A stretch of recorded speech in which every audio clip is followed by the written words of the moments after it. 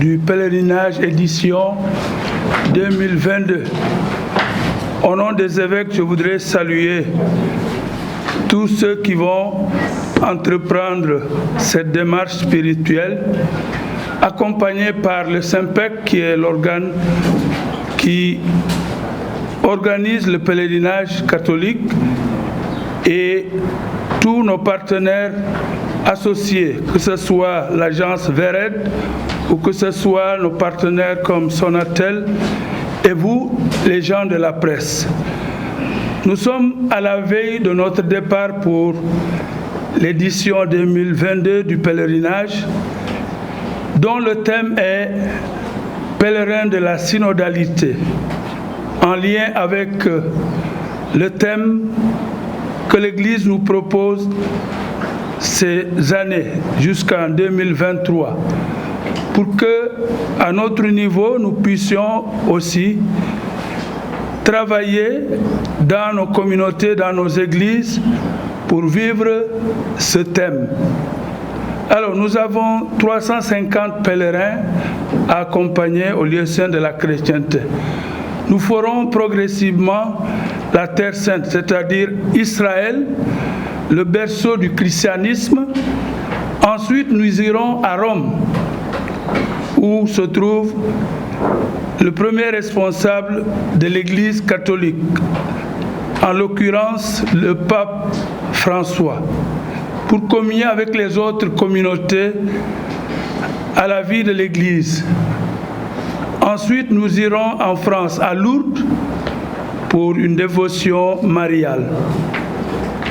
Et pour accomplir cette mission, nous sommes entourés des encadrements médicaux, SYMPEC et religieux pour permettre à nos compatriotes et à nos pèlerins de pouvoir avoir toutes les informations qui leur permettront de vivre pleinement ce pèlerinage.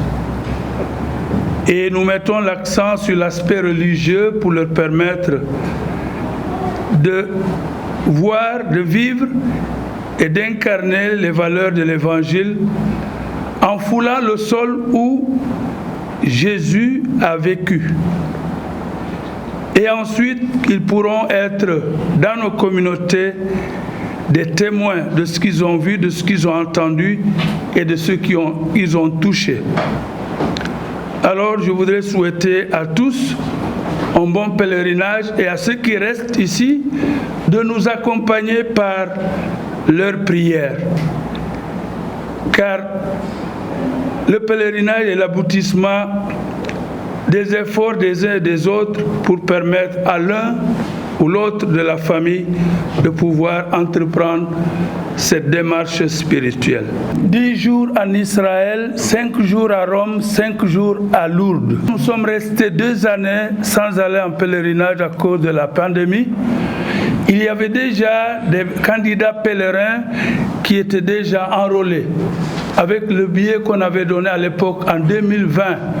Alors nous avons maintenu ce billet pour ne pas faire de disparité entre les anciens et les nouveaux grâce à l'aide que l'État nous a accordée pour essayer de subventionner la différence. Nous avons à traverser 3 pays. Nous avons pris les devants pour conseiller nos pèlerins à se faire vacciner et à avoir un pass sanitaire. Parce que les informations que nous avons eues, la plupart des aéroports ou des pays demandent le pass sanitaire. Et comme nous allons en groupe, il est bon aussi de se prémunir pour ne pas mettre en danger l'ensemble du groupe. Voilà, nous avons conseillé fortement le vaccin à tous les pèlerins.